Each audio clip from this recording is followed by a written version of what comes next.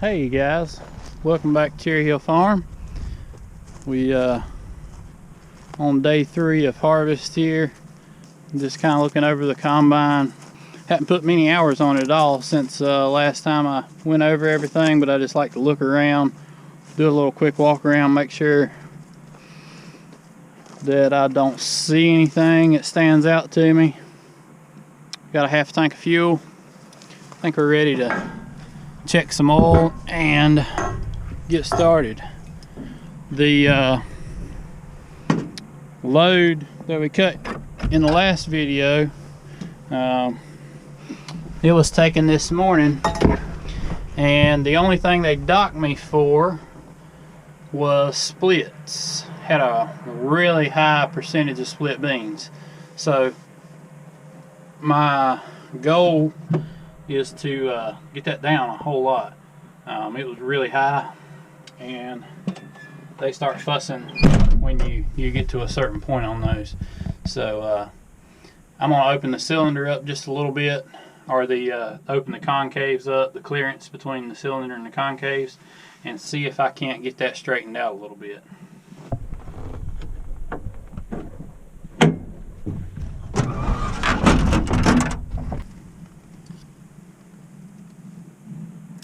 Between the lines, we've got 4 acres or so left in this field, and gonna knock it out. I don't know, maybe that'll be all that'll fit in the truck. That'd be a good thing if it's yielding that good, but really hoping that the moisture's down from what it was yesterday afternoon. It was a little bit high. I was a little bit higher than I needed to be at the elevator this morning, but anyway, main thing is trying to get those splits down.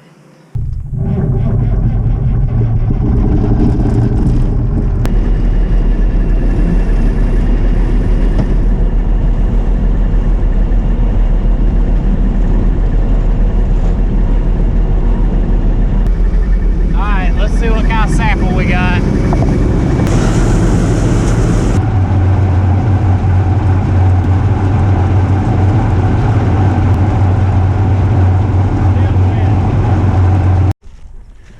I don't understand why these beans are almost 14% moisture and these are 11.7, but whatever, they were planted at the same time. Maybe it's because these are on higher ground. I don't know.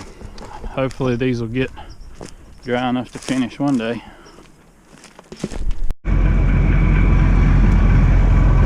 Well, I made a few adjustments, and I got the combine where it was really cleaning the beans pretty well, and I got the splits down a little bit. I switched to this other field here, and the moisture is running about 12%. I mean, everything is just peachy.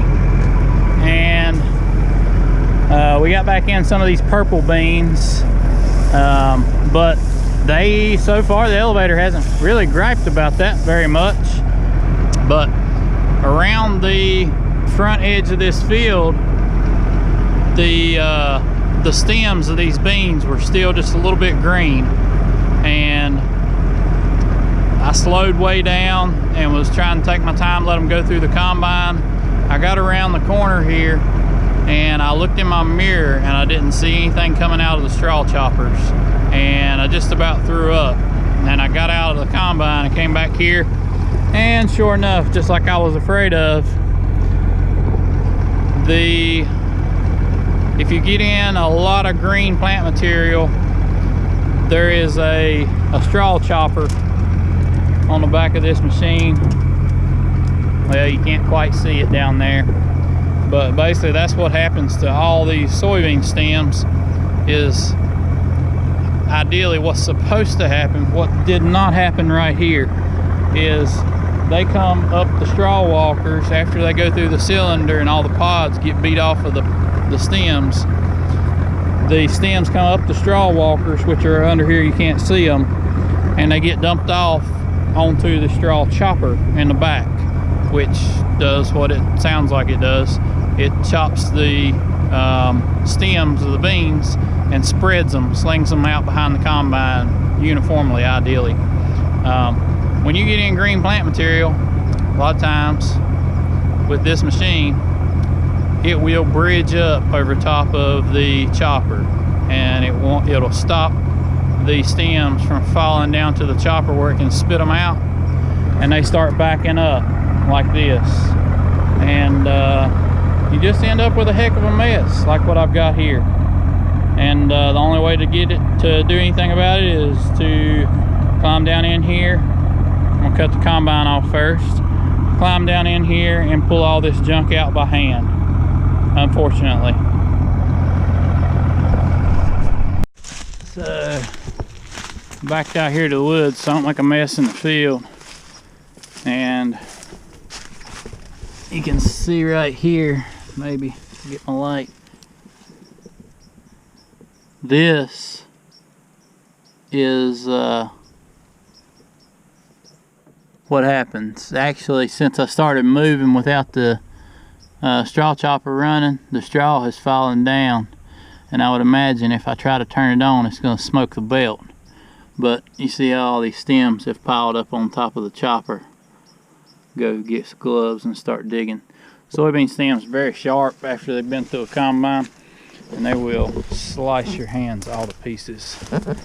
So I'm gonna go get some gloves if I have to dig it out by hand. At least I caught it early. I have had the back end of one of these plugged up so bad that we had crowbars trying to clean it out. But they sure beat nothing.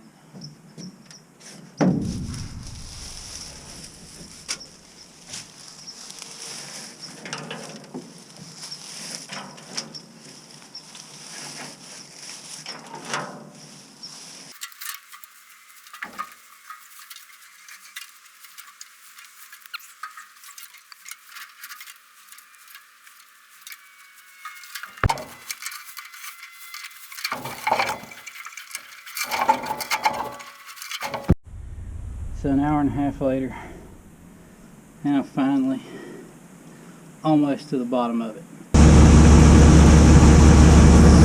Finally got the back end of the machine unplugged and got it unloaded with the beans. I was full when I plugged it up. I was just trying to get back around to the truck. Now that I've got that done, I would be willing to bet that the beans have picked up enough moisture that they're too wet. So we'll see how it goes. Got a couple days worth of rain coming in, so I really hope I can finish this truck.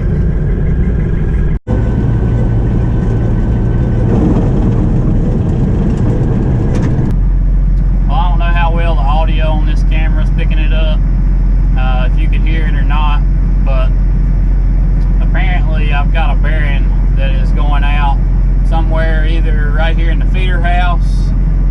This combine has beaters in the feeder house instead of a chain, or I've got a bearing coming out, and I'm really crossing my fingers that it's not. It almost sounds like a cylinder bearing or a rear beater bearing going out. So I'm going to call it a night, unfortunately, with 100 bushels of beans on the truck. It's not worth a trip to the mill with that. That's gonna mess me up. But hopefully this is something I can fix without a whole lot of trouble. I guess with a couple days of rain coming in, I'll have time to mess with it. But hopefully it's nothing too major. If it's a cylinder, that's gonna be a major problem. The reason I didn't catch it sooner is it only happens at like a mid-range RPM. When the combine's running wide open, it doesn't make the noise. So it's unfortunate, but it is what it is. It's an old combine. It happens. So looks like this is a night for me. I don't know that I can tell anything about what's going on in the dark.